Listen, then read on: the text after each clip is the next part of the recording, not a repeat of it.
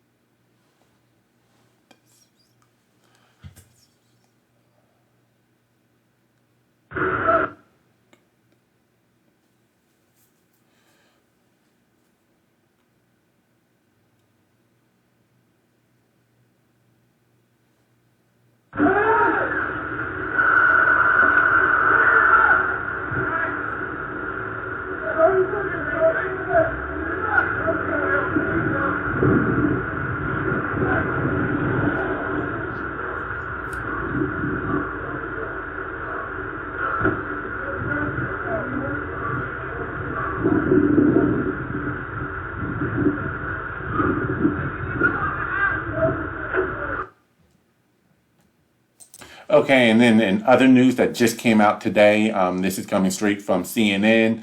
There was an independent autopsy that was done on Andrew Brown Jr., conducted by his family. The attorney says, going on down here. So just to read a little from the article.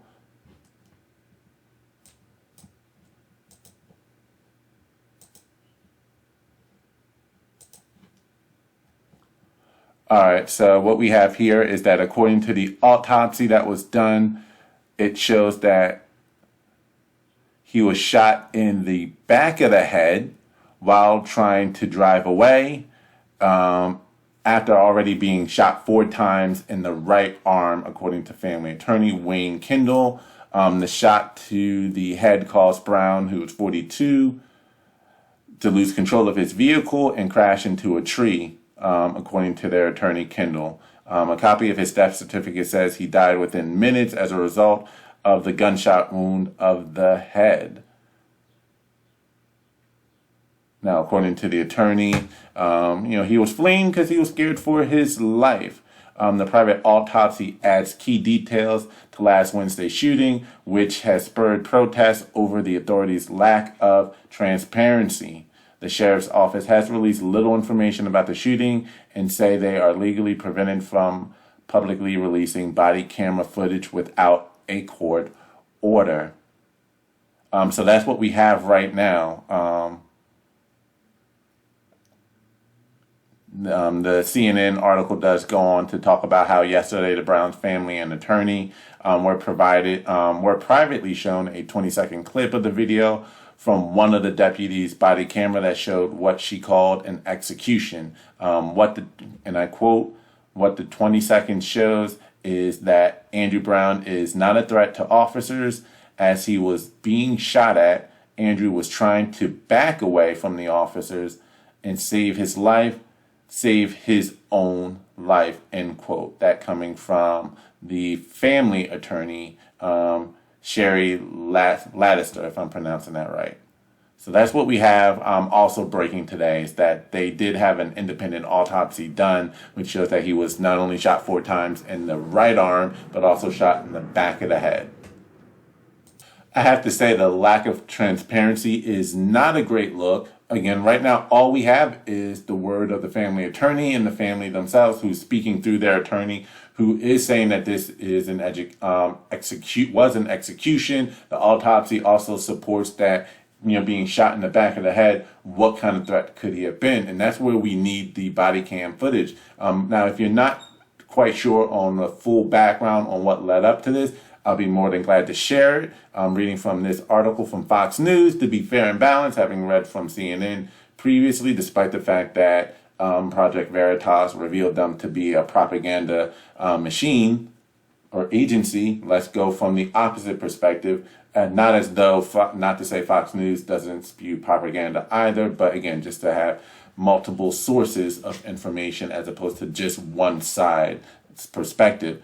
And that is that Andrew Brown Jr. was not a model citizen, but was a deviant drug dealer. According to this, again, this is just to provide context of what happened and what led up to this, as opposed to some of the false narratives that are put out by many on the left that will say black men are being hunted or targeted. I don't know, according to LeBron James, if my kids are going to be saved. You had a CNN correspondent, like maybe 2 weeks ago, I believe it was, saying on a news clip in our interaction that, and he was, I believe, a doctor, not a medical doctor, but has his PhD, and he said, hey, even if I fully comply with officers, he said something to the extent that he feels as though he has a 50-50 chance of making it out alive. And my thought is, that's a false narrative. That's not true. That's not what is happening in 95, maybe even 99% of these interactions that are making national news. More often than not, the individuals who are being pulled over by these cops are criminal deviants who are either actively breaking the law at the time of the interaction, recently broke the law, committed some major crime that resulted in them coming for them, or they were involved with somebody who is involved in criminal activity and they got caught up in it and or caught up in the investigation. 9 times out of 10, that is usually what happens. So long as you can avoid criminal activities, you shouldn't be in the scopes of the cops. That's point number 1. So again, providing context so that people don't feel falsely that they're just being hunted down for no reason. No. 9 times out of 10, so long as you don't break the law, you won't be in the cop scopes. So a little background on what led up to these series of events with what little information we do have. So according to this article, an initial search warrant was signed off by North Carolina Superior Court judge on April the 20th, stating that we have an Agent Johnson on the Narcotics Task Force who was in communication with an informant who states that he had been purchasing narcotics from Brown for over the last year. The informant claimed that they had purchased different quantities of crack cocaine, heroin, and methamphetamine from Brown on numerous occasions. So he's a meth dealer, coke dealer, and heroin. Someone who needed to be taken off the streets, but not killed. Again, just to make that clear, he was a threat to the community, a danger to the community, helping to destroy the community he lived in and or surrounding areas where he was dealing. He belonged in jail and off of the streets. But that's a little background. A little bit more. Back on March the 17th, Dare County Narcotics Task Force utilized the informant to conduct a controlled purchase of a quantity of cocaine from Brown, and that was recorded on audio and video devices. And then on March the 29th of 2021, the informant carried out another controlled purchase of meth from Brown, captured also on camera. So that's just a little background on what led up to this. Not only did they have an informant that stated or was willing to testify that he had been purchasing drugs from Brown over the last year, but they were able to catch Brown in the act on 2 occasions within 2 weeks of each other this past March. So that's what led up to this. He was not a model citizen. He was not your average individual who was just pulled over by the cops unjustly or some stupid traffic violation that unnecessarily escalated. This guy was a career criminal who got caught and was trying to flee the scene. So that's just a background on what happened. Again, just to diffuse the false narrative that black men are just being hunted down and terrorized, and these are otherwise good, innocent, upstanding men or fathers. No. And they may love their kids, but you suck as a human being if you're involved in the drug trading industry. Just saying, you're destroying the community. You're destroying your own people for a little dough, for a little money. But I digress. That's the background of what happened. But again, that does not justify an execution if that's what happened. I honestly feel as though it may have been a little bit different. He may have just been, it's possible he could have gotten trying to get away and using his car as a weapon. We don't know. We don't know that. We don't have the answers. I don't know what's holding it up in court. There are reports that they are actively trying to get a court order to release the body cam footage for the public. We really need that because with the information we have right now, it does not look good. And it also doesn't, it looks like they're trying to force a riot, not just in Elizabeth City, North Carolina, but across the country because people are still traumatized emotionally from the George Floyd situation, as well as all of the other cases that happened over the last year, like Rayshard Brooks and Breonna Taylor, to name a few. And then you had Ma'Khia Bryant, just the other week as well it happened. Although again, I like the transparency in those videos because at least we can see what fully happened. I will report more when we have the body cam footage come out, so look out for that video. I'll try to release it as soon as it occurs. Thank you for watching this video. This is Bruce the Boss Brooks. Let me know what you think in the comment section below. And if you like this video, hit the like button. Don't forget to subscribe to this channel so you can keep updated on news videos as I release, especially as it pertains to this case. And I'm out. Peace.